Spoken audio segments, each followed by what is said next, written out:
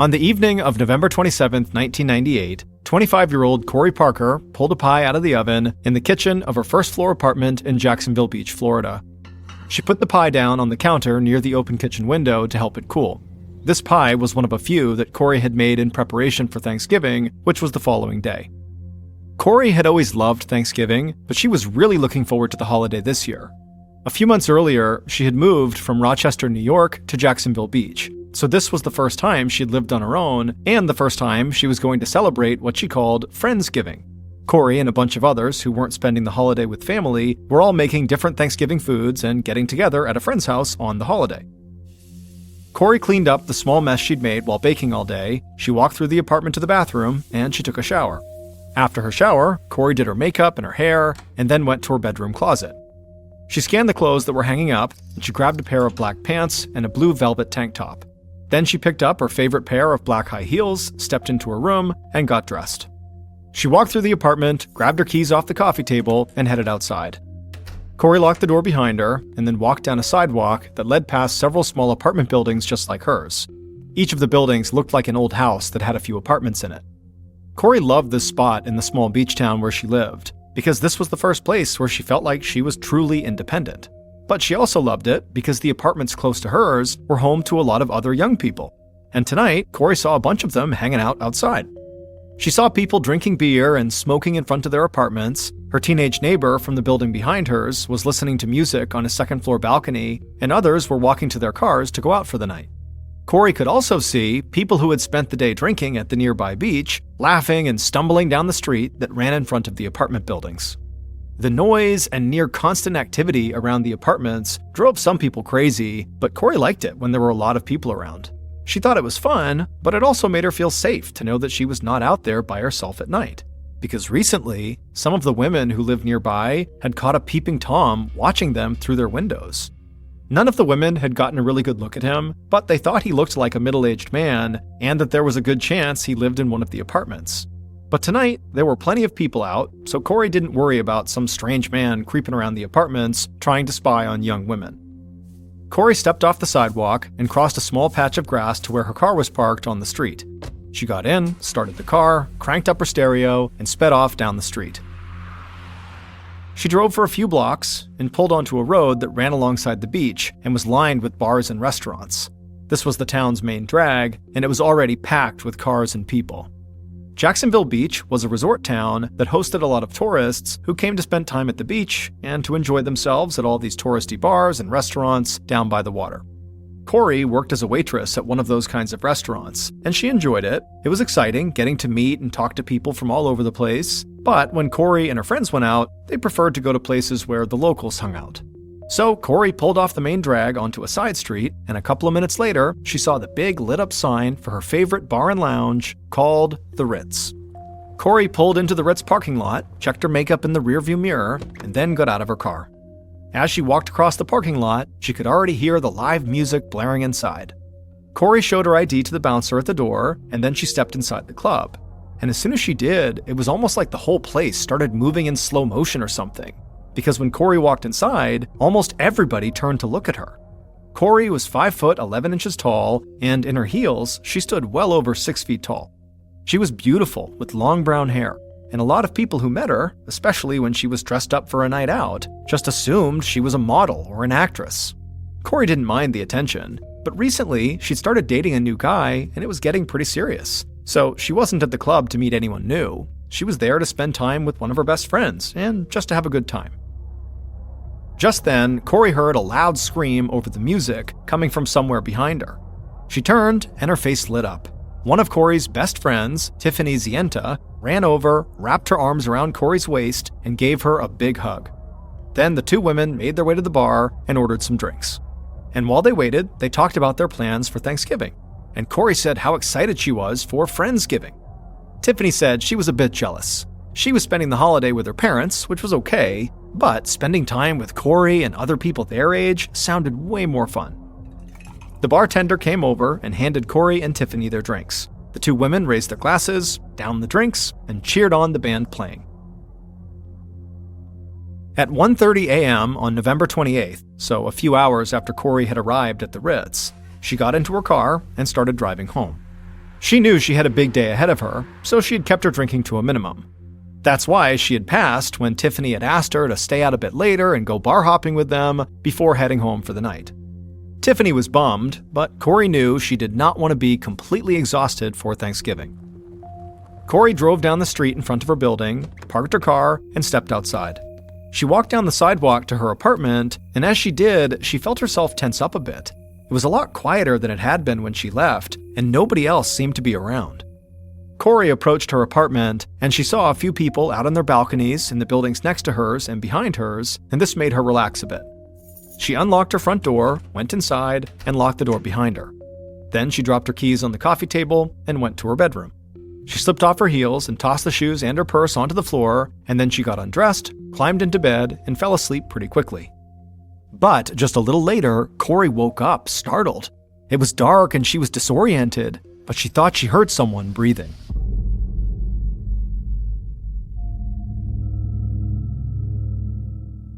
At 11 a.m. on November 29th, so the day after Thanksgiving, a cook at a Jacksonville Beach restaurant prepped his station in the kitchen, getting ready for the lunchtime rush. The cook glanced at his watch and stopped what he was doing. He walked out of the kitchen and scanned the restaurant floor, and he got worried when he didn't see Corey. The cook and Corey not only worked together, but they were also friends, and so they would let each other know if they were going to miss a shift. So the cook quickly met with some of the waiters and other kitchen staff to see if any of them had seen or heard from Corey this morning, but none of them had. And one of the waitresses said she was really concerned because she had called Corey the day before when she had heard from a mutual friend that Corey had not shown up for Friendsgiving. The restaurant manager came over and he said he was worried too. He'd tried calling Corey a couple of times this morning and hadn't heard back, and it was not like her to just blow off a shift without calling in. The manager asked the cook if he knew where Corey lived. The cook said he did, so the manager asked him to go by Corey's place to check on her and make sure she was okay. The cook took off his apron and then walked out to his car and sped out of the parking lot. A few minutes later, he arrived at Corey's apartment. He went up to the front door and knocked, but nobody answered. He knocked again, but it didn't sound like anybody was inside the apartment. And so the cook walked around the apartment to the back, and he found Corey's bedroom window. He looked inside, and he could see part of Corey's room through a small opening in the blinds. He thought he saw Corey, or at least her legs, lying in her bed. He knocked on the glass and waited, but he didn't see any movement inside. So he pressed his face right up against the window to get a better look, and immediately he felt his heart start to race. He turned away from the window and ran as fast as he could back to his car and sped back to the restaurant. The cook ran inside, and the manager and the other staff members could tell something was obviously wrong, but the cook didn't even say a word. Instead, he ran to the front counter, grabbed the phone, and dialed 911.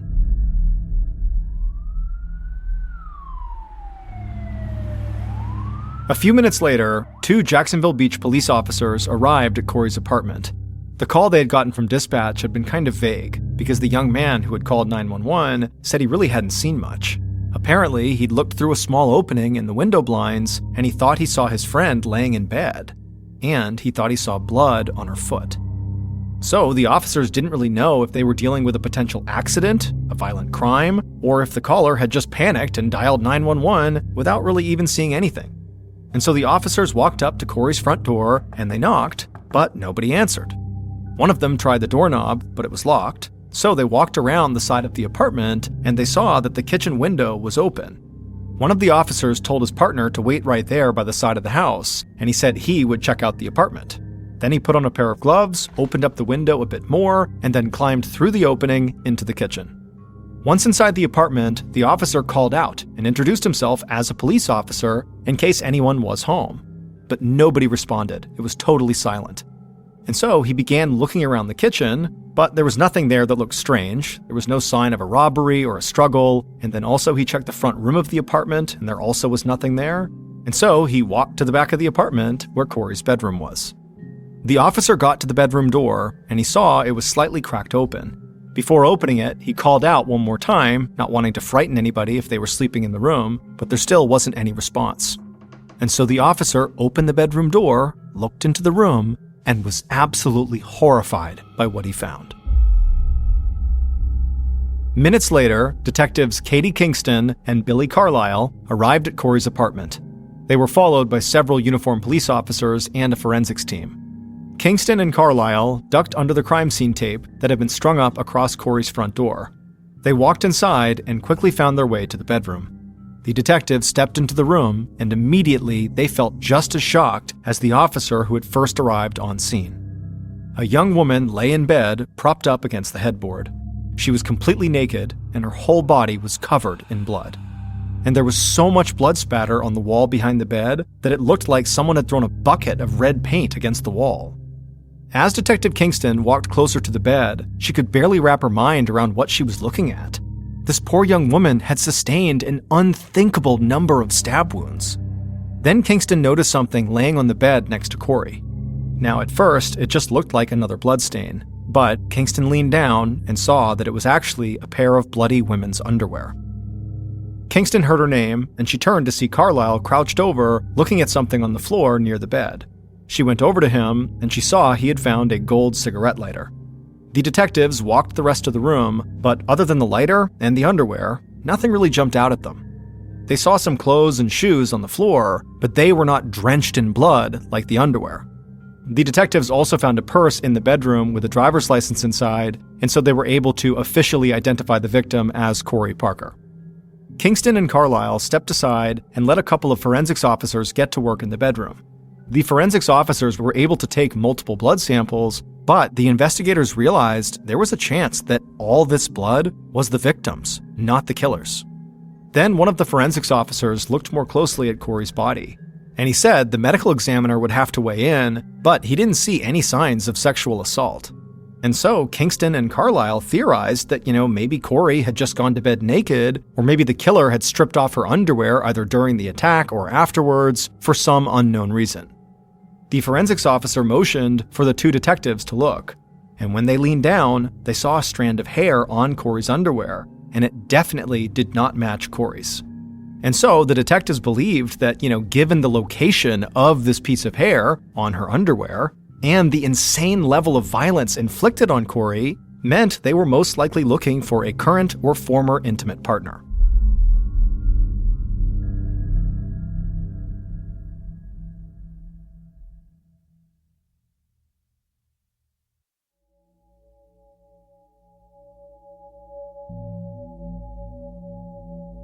Throughout the afternoon, the investigative team searched the apartment and the surrounding area, and the detectives caught something that the first officers on the scene had missed.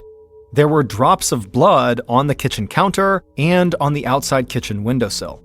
The officers that arrived first had told Kingston and Carlisle that the kitchen window had been open when they got there. That's how they got inside. And so the detectives imagined that this is where the killer must have entered and exited the apartment. And so they hoped that the blood on the counter and the windowsill belonged to the killer. The forensics team took blood samples from both of those spots and prepped them to be sent to the lab along with the blood samples from the bedroom and the strand of hair they'd found on the underwear. In 1998, DNA testing was starting to evolve, but the process was still slow, and it was not always as effective as it is today. So Kingston and Carlisle knew they could be waiting a while for any test results, and that those results might not tell them anything. In the meantime, they wanted to speak to people who might have seen something that night or who knew Corey well. That afternoon, the detectives canvassed the apartment buildings nearby, and several people who had been on their balconies or in front of their apartments thought they had seen Corey leaving her apartment the night before Thanksgiving. And none of them had seen or heard anything strange in that area over the past 2 days. One neighbor also said she had met Corey's new boyfriend, and she provided enough information that an officer back at the station was able to quickly track him down. And it turned out the boyfriend was away visiting his family for Thanksgiving, and the officer was able to find proof that he had taken a flight days before Corey was killed, so detectives Carlisle and Kingston did not consider the boyfriend a prime suspect. But Corey could have been seeing someone else, or she could have had ex-lovers who were jealous about her new relationship. So, after getting confirmation about the boyfriend's alibi, Kingston and Carlisle got in their car and drove a few blocks away to the restaurant where Corey had worked, hoping one of her coworkers might have additional information about Corey's personal life. They walked in, and the whole place felt like something heavy was hanging over it. The staff were going about their jobs, but it was obvious they were all waiting for news on their friend, Corey. Kingston and Carlisle pulled the manager into the kitchen, and the manager quickly waved over the cook, who had called 911. Then the detectives told them that Corey had unfortunately been found dead inside of her apartment. The cook immediately started crying, and the manager closed his eyes and tried to fight back tears. Kingston told them the police would need to talk to everybody at the restaurant who knew Corey, but for now, they wanted to know if there was somebody working there who might have had an intimate relationship with Corey, a boyfriend or even a casual fling. The manager and the cook looked at each other like they were thinking the same thing. The cook said Corey was not actively seeing anybody from the restaurant, but there was a dishwasher who worked there named Eric Ely who wished he had a relationship with Corey. Detective Carlisle asked if he meant that this guy Eric had a crush on Corey, but the cook just shook his head and told the detectives that Eric did not just have a crush on Corey. He was completely obsessed with her. The following day, detectives Kingston and Carlisle sat in an interview room waiting for the dishwasher, Eric Ely, to arrive. Eric had not been at the restaurant the previous day when the detectives were there, but they had spoken to several other staff members about him, and almost all of the women they spoke to at the restaurant said the same thing. Eric was a total creep, and he harassed Corey way more than he harassed anybody else. An officer led Eric into the interview room, and he took a seat across from the detectives. Eric was in his 20s, he had long light brown hair, and as he sat down, he smiled at the detectives. Eric already knew that Corey had been killed, and so Kingston didn't waste any time with pleasantries. She wanted to press Eric right from the start. She leaned across the table and asked Eric point blank if it was true that he was obsessed with Corey. Eric smiled a bit wider and said maybe he was a little obsessed, but Kingston immediately went after him. She said police knew he was more than just a little obsessed. They knew that he had asked Corey on multiple occasions to spend Thanksgiving alone with him, and that even after she turned him down every time, Eric had made a huge Thanksgiving feast and then planned to try to guilt her into coming to his apartment. The smile on Eric's face disappeared. He looked at Kingston and admitted that he was completely obsessed with Corey. But he said he just wanted to spend time with her. He would never hurt her. But then Eric said something that took the detectives by complete surprise. He asked them how Corey was killed. Without missing a beat, Carlisle asked Eric how he thought Corey might have been killed. And Eric immediately got this look on his face like he was having a daydream or something. And then he said he thought the killer probably attacked Corey while she was tired or sleeping and stabbed her. The detectives both looked stunned. Eric had just described, at least in a general way, how Corey had actually been murdered. So Kingston said it sounded like Eric knew a lot about the murder. And what Eric said next stunned the detectives even more.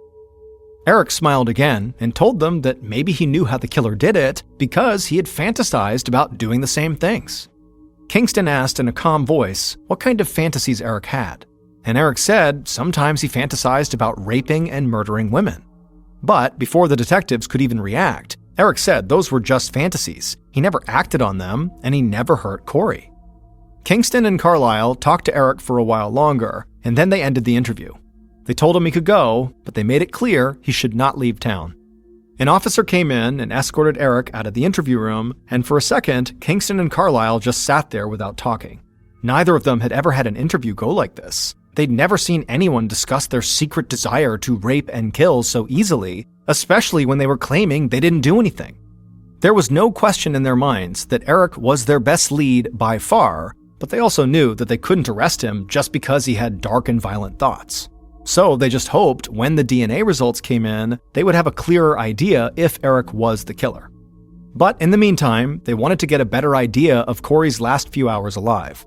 So they talked to some of her friends and eventually tracked down Tiffany Zienta, Corey's friend who had been at the Ritz with her on the night before Thanksgiving, and as far as police knew, was the last person to see Corey alive. In the week following Corey's murder, Kingston and Carlisle sat down with Tiffany in the same interview room where they had met with Eric. But the situation was a lot more relaxed, and the detectives told Tiffany they were just trying to get a better picture of Corey's movements on the night before Thanksgiving. Tiffany told them she had met Corey at the club and said they went there together a lot. And then, without any prompting, Tiffany started talking about how beautiful Corey was and what an amazing person she was, and how being around her was just different than being around other people. The detective smiled, nodded, and listened, but both of them thought the same thing. It was completely normal for someone to talk about how great and how pretty one of their friends was, but something in the way Tiffany spoke about Corey felt different than that. So when Tiffany stopped talking, Kingston asked if she and Corey had been more than just friends. Did they ever have an intimate relationship? But Tiffany shook her head and almost laughed. She said no, she and Corey were just really good friends, they had a lot in common, and they loved hanging out together. Then Kingston asked when Tiffany had last seen Corey. At this, Tiffany lowered her head, and it was clear she was starting to cry. She said they left the club sometime around 1:30 a.m., and she asked Corey to go have some late-night drinks with her and a few other friends, but Corey had said she just wanted to go home. Tiffany said she called Corey around 2:15 a.m. just to make sure she had gotten home safely, but nobody answered. Tiffany figured Corey had already gone to bed, and so that's why she didn't try calling back again. The detectives thanked Tiffany for coming in and told her they would follow up with her soon. Tiffany said she would do everything she could to help, and then she left. But in the days following the interview, the detectives worked with the phone company and retrieved all of Corey's recent phone records, and despite what Tiffany had said, there was no record of her calling Corey at 2:15 a.m. or any time after they supposedly left the club. And so after finding that out, Kingston and Carlisle wanted to speak to Tiffany again right away. But when they called Tiffany, they discovered she had left town, and soon after that, they were told by the lawyer she'd just hired that Tiffany would no longer help with their investigation.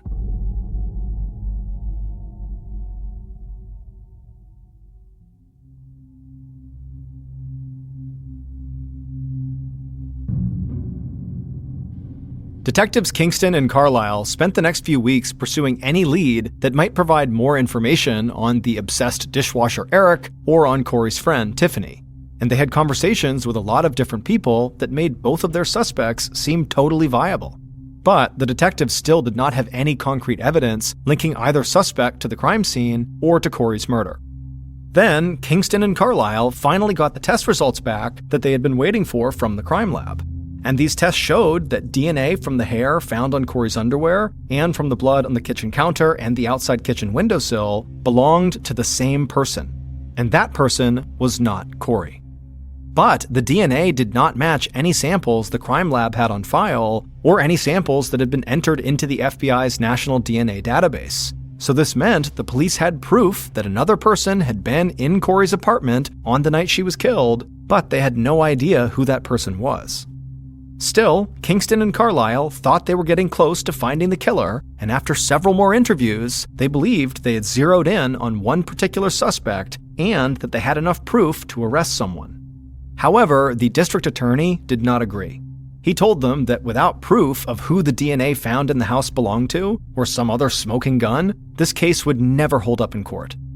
This news from the district attorney felt like a gut punch to Kingston and Carlisle. And no matter who they talked to or what information they got, they could not find the type of evidence that would enable them to make an arrest. And so the investigation started to slow down, and Kingston and Carlisle started to run out of options.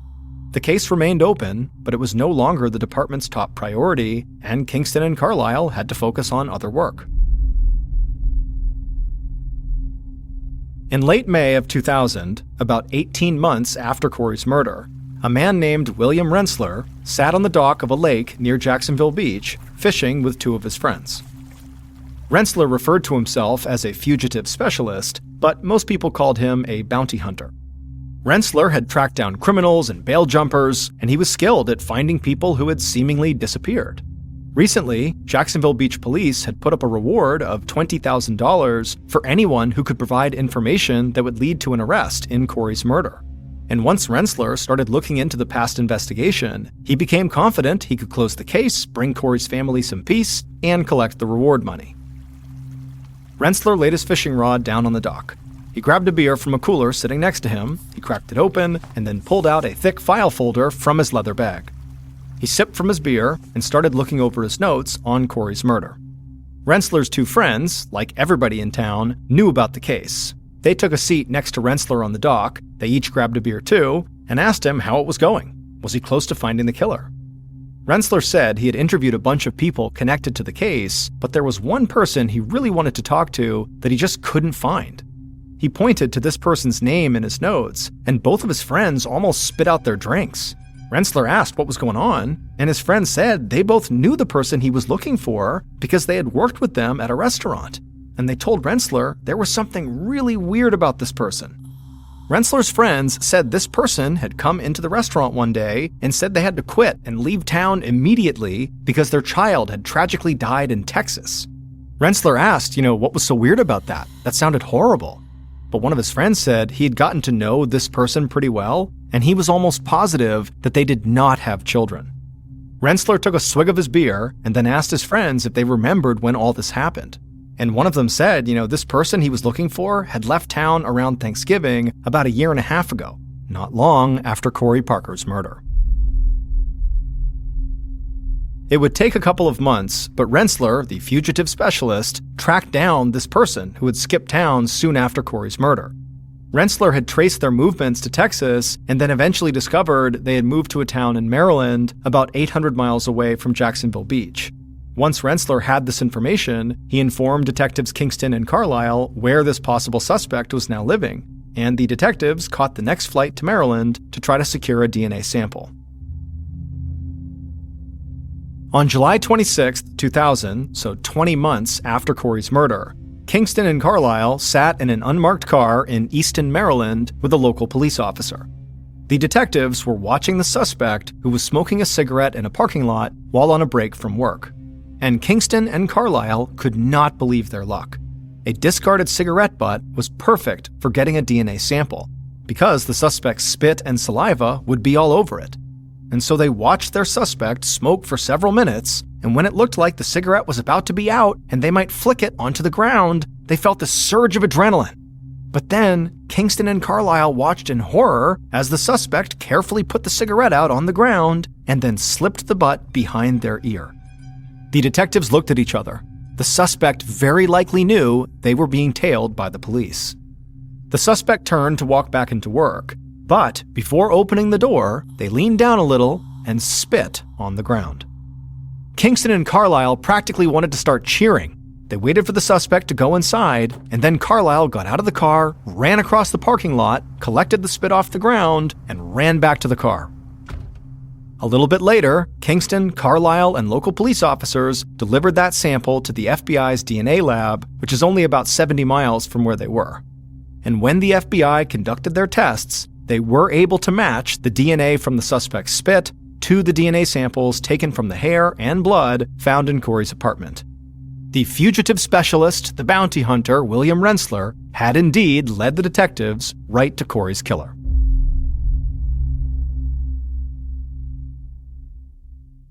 Based on DNA testing, crime scene evidence, and interviews conducted throughout the investigation, here is a reconstruction of what police believe happened to Corey Parker in the early morning hours of November 28, 1998.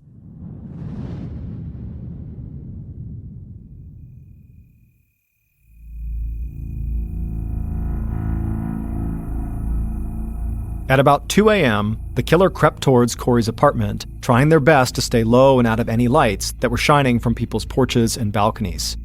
The killer made their way around Corey's apartment to the kitchen window, and it was still open.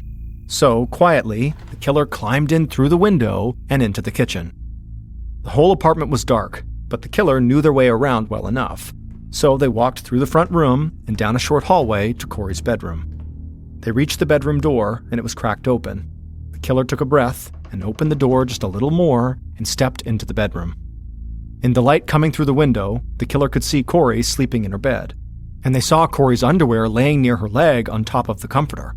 The killer got excited and started breathing heavily. Then suddenly, Corey woke up. She heard someone breathing and saw a shadow near the foot of her bed, but before she could scream, the killer lunged at the bed and ripped the comforter off of Corey. The killer could see she was naked, and they leapt on top of her. The killer pinned Corey down, but Corey's arms were long and she was fast, and she fought back. The killer didn't see it, but in the struggle, their gold cigarette lighter tumbled out of their pocket and onto the floor. Corey slashed her hands and nails at the killer and cut into the palm of their hand and ripped at their hair. Then the killer grabbed Corey's head and slammed it against the headboard. With Corey suddenly stunned and woozy, the killer reached down and covered her mouth with one hand and reached around and grabbed the knife out of their pocket with the other.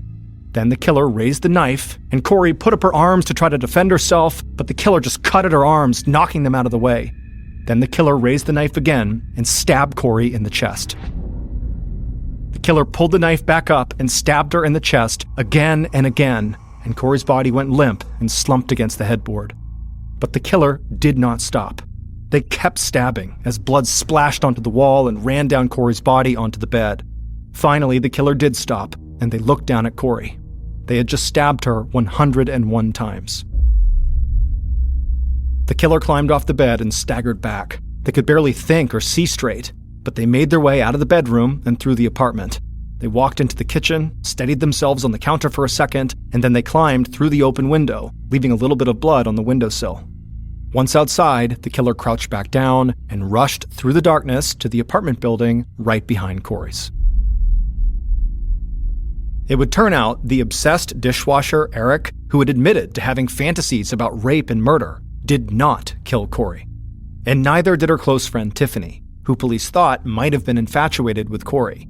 In fact, the killer was not somebody who police had suspected early on. It was a 17-year-old named Robert Denny, Corey's teenage neighbor who often hung out on his second-floor balcony in the apartment building right behind Corey's. Robert was not the peeping Tom who had been spotted in the area, but he did spend a lot of time spying on Corey. From his balcony, he could watch her in her apartment or when she went out to sit on her back porch.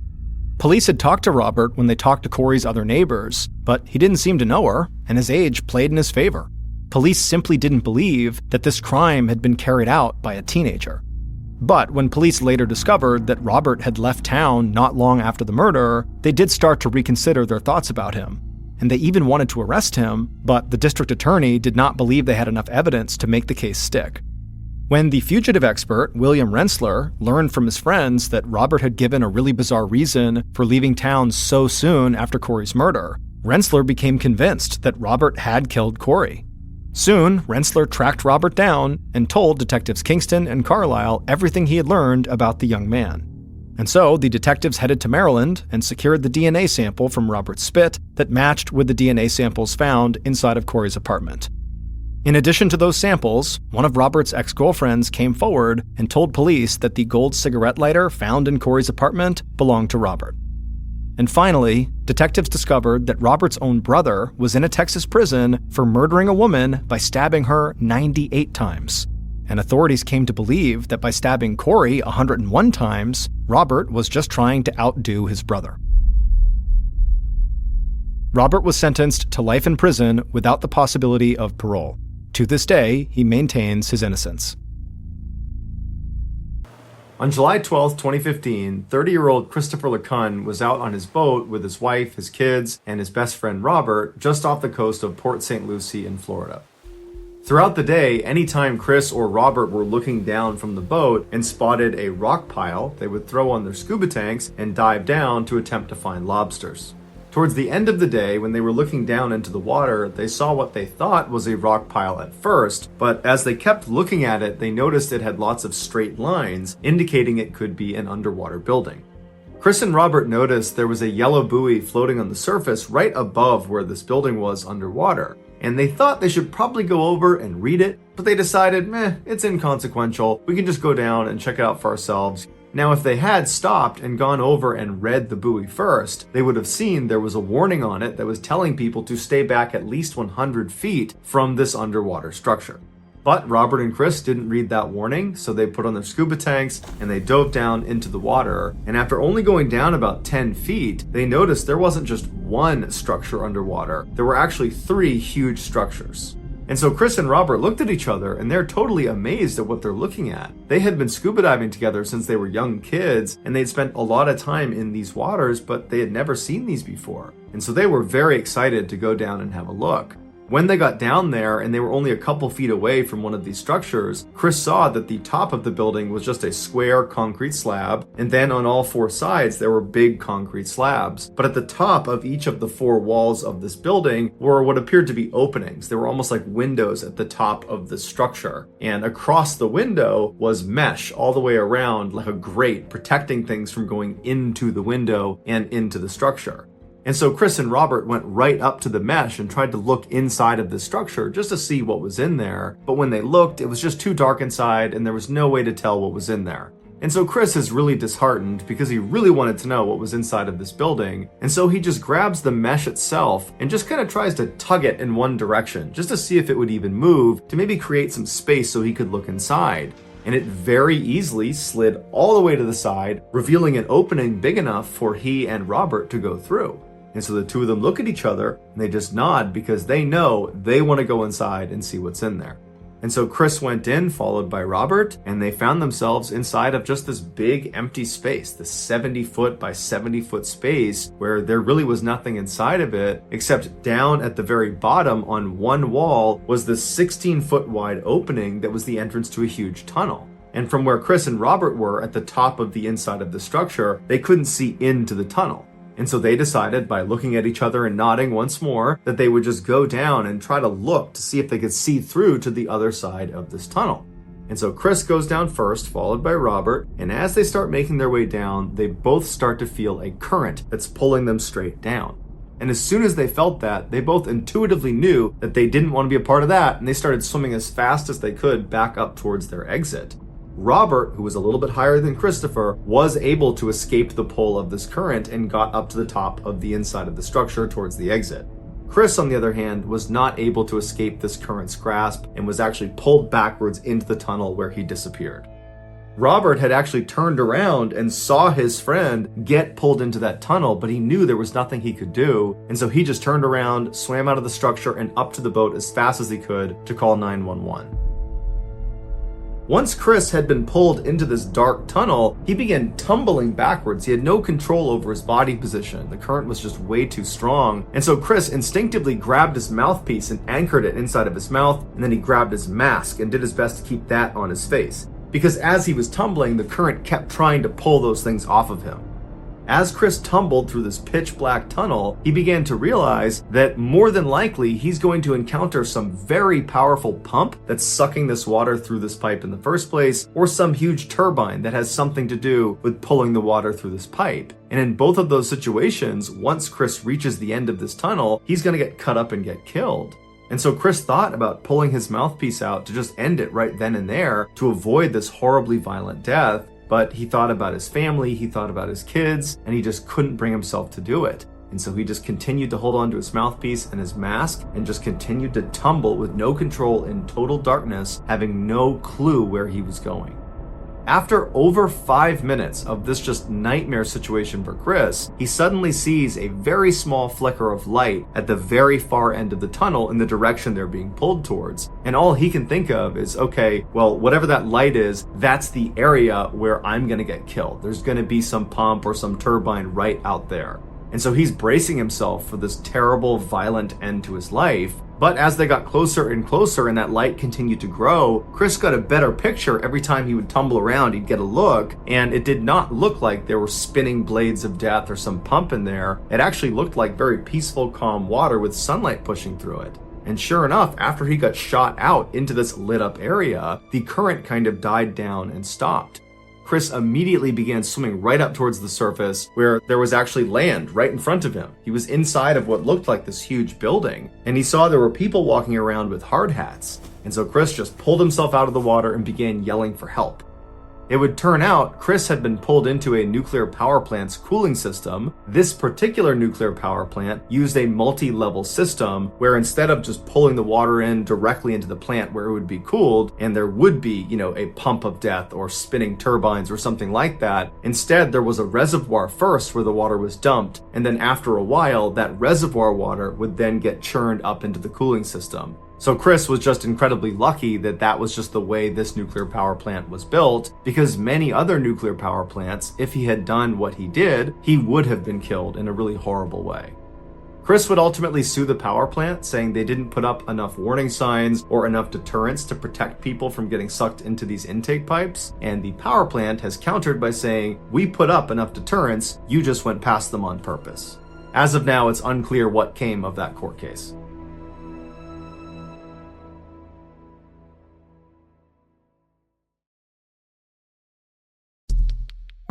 Our next story is called A Tribe's Feast.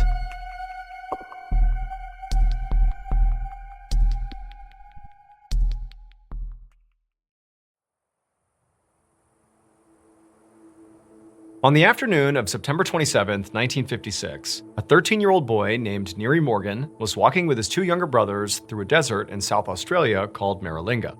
Neary and his brothers were members of an isolated Aboriginal tribe called the Martu, and they were out right now to hunt kangaroos for their family. So Neary had a spear, and his two younger brothers had a club, and they also had a boomerang.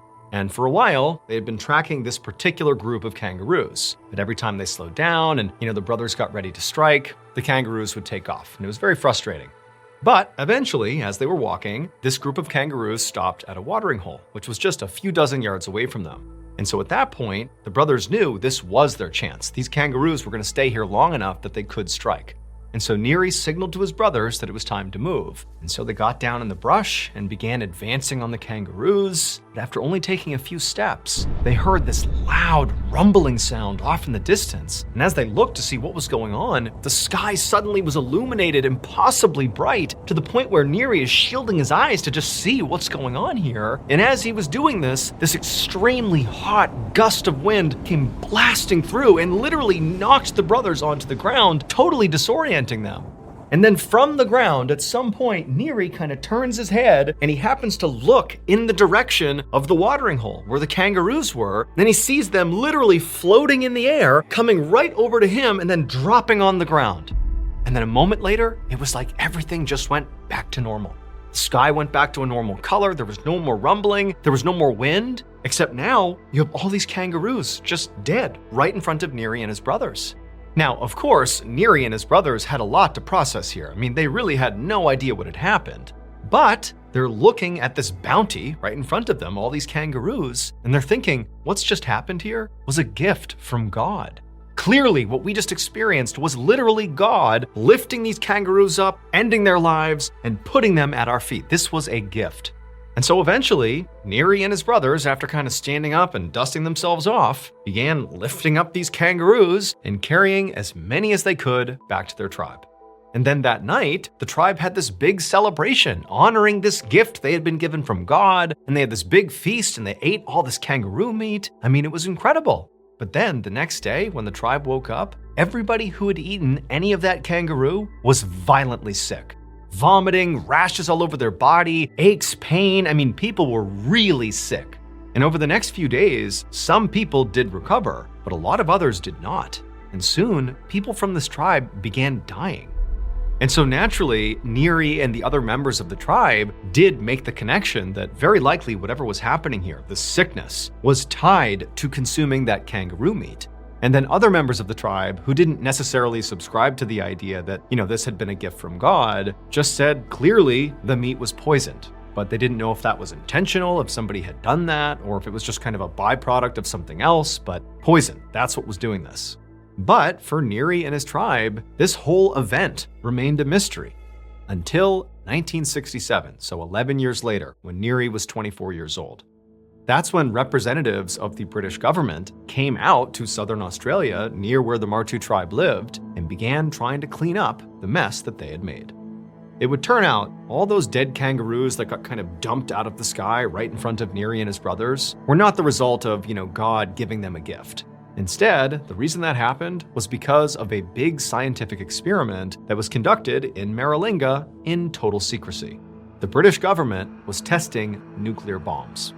Neary and his brothers had been a few kilometers away from a detonation site, and where they were positioned was basically exactly in the right spot to where they would feel the effects of the explosion, they would hear it, they would see this huge lighting up of the sky, they would feel the shockwave, but they were just far enough away from the detonation site that the shockwave and the blast and all that did not kill them. It knocked them to the ground and made them totally disoriented and confused, and I'm sure it hurt a great deal, but it didn't kill them.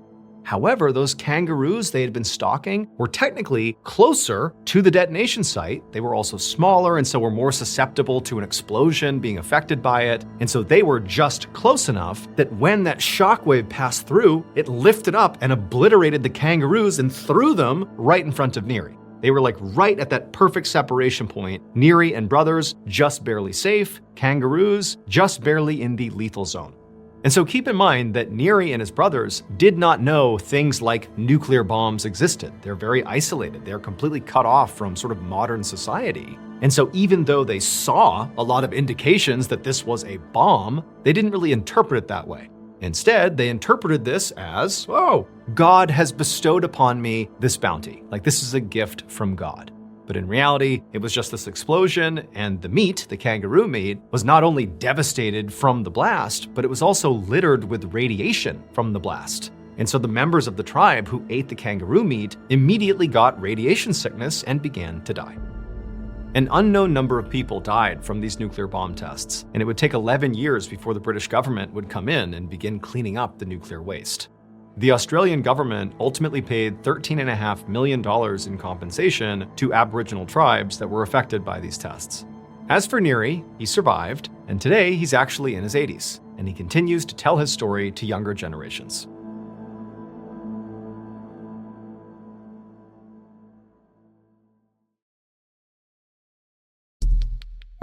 The next and final story of today's episode is called A Stiff Drink.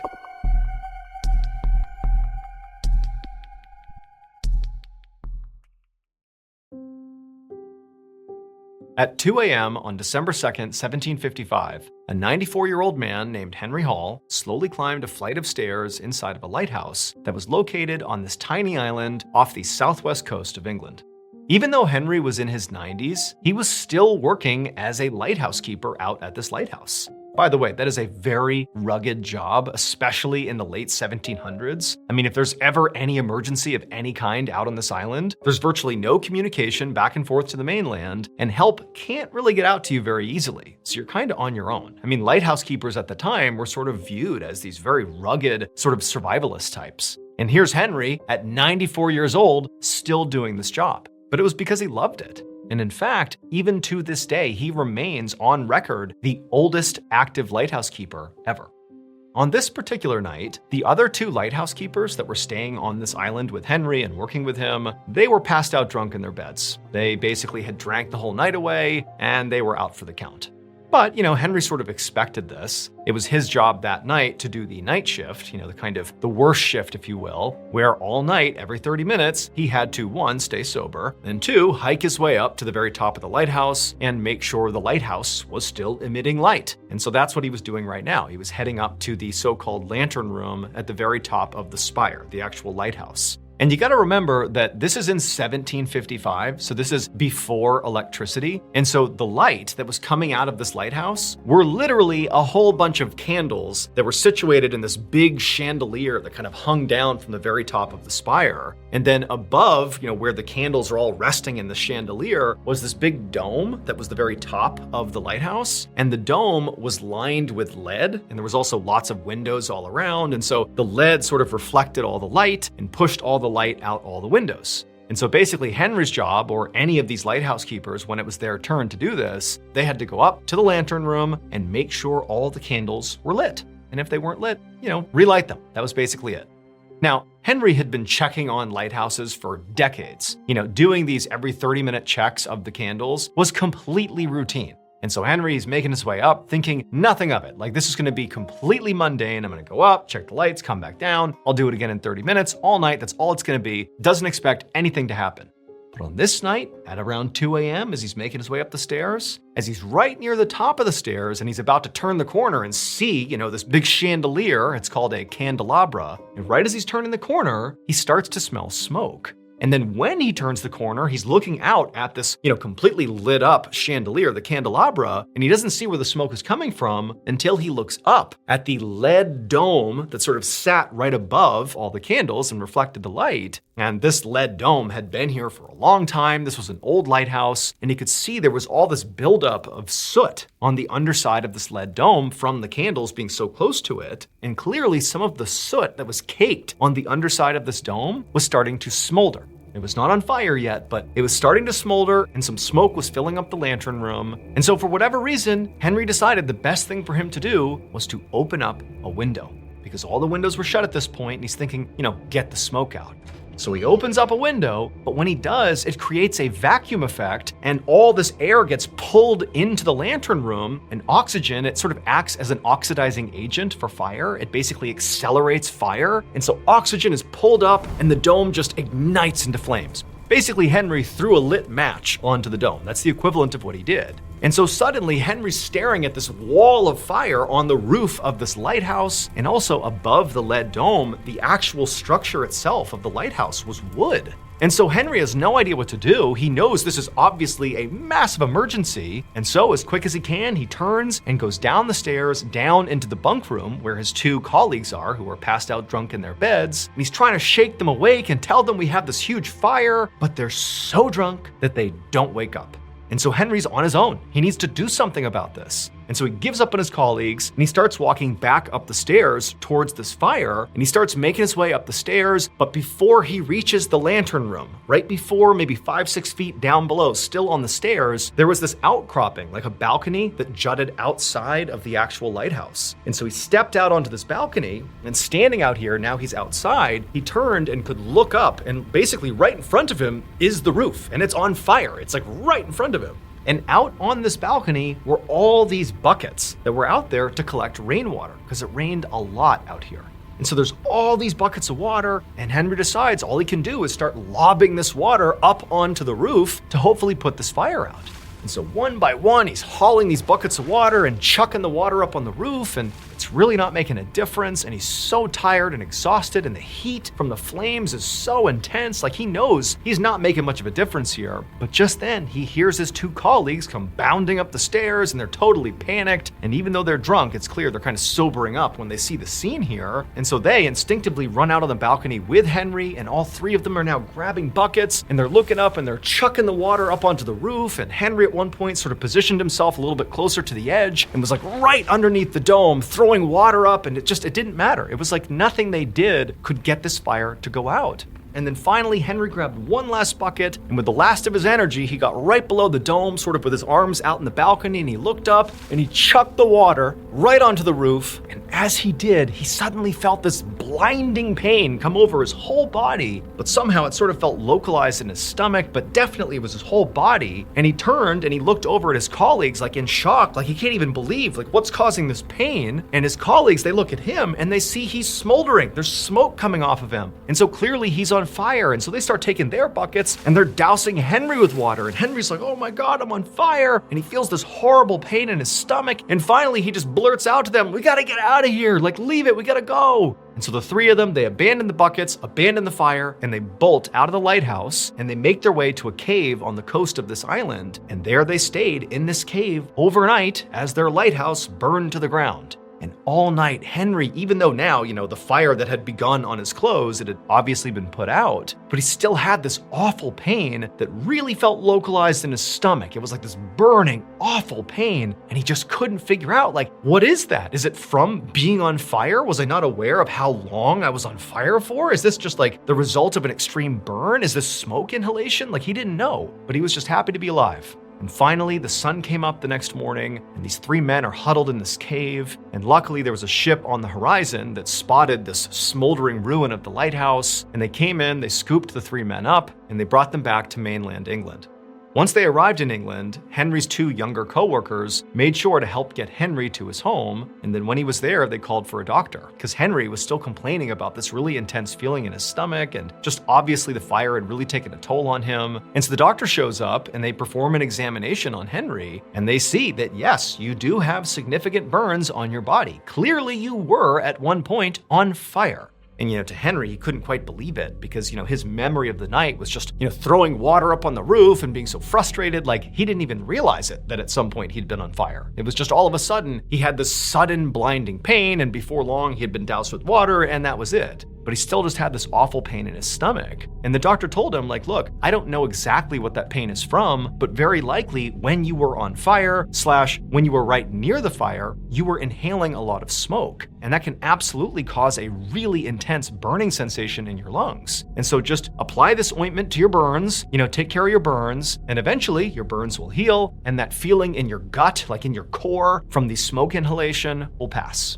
And so for the next several days, Henry did as the doctor ordered. He applied his ointment to all of his burns, he rested and just drank lots of water and just basically waited for all these pains and ailments to go away. But over the coming days, he didn't get better. He got worse. Not only would that pain in his stomach just not go away, but also he developed a really bad fever, and then finally, 12 days after the fire, Henry died. Now, on one hand, Henry's death was really not shocking. He was 94 years old. People die when they're in their mid-90s. It's sort of a natural thing. But at the same time, he was like a really active, rugged guy. And it just seemed like, how is it possible he's died from what appears to be sort of relatively superficial injuries here?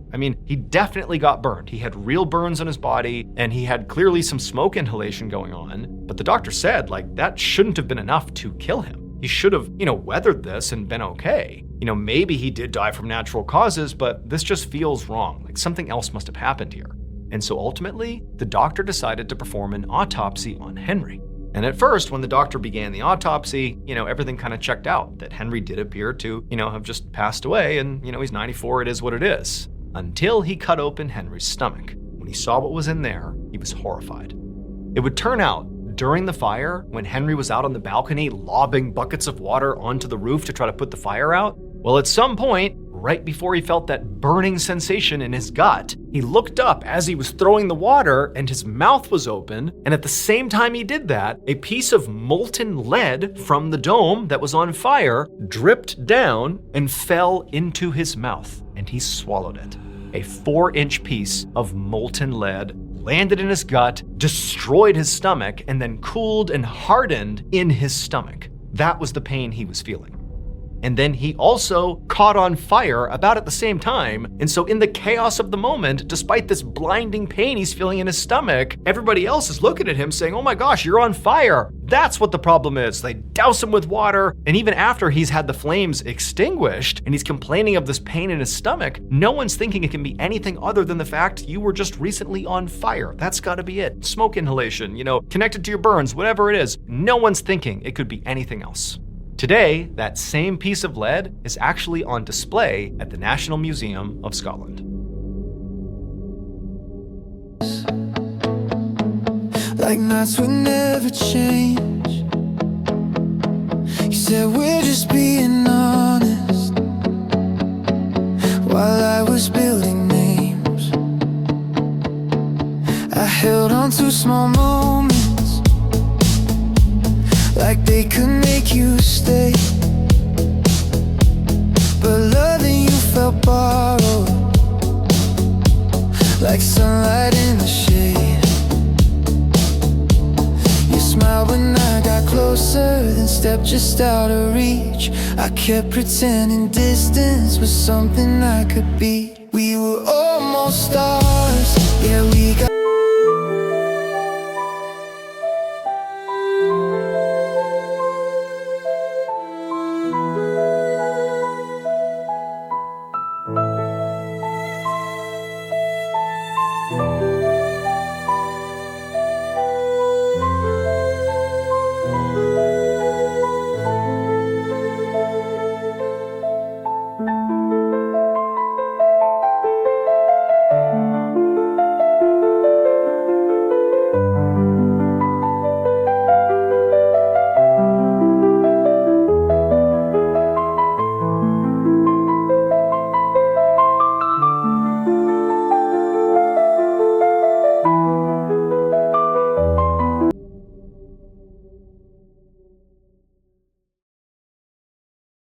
A quick note about our stories. They are all based on true events, but we sometimes use pseudonyms to protect the people involved, and some details are fictionalized for dramatic purposes.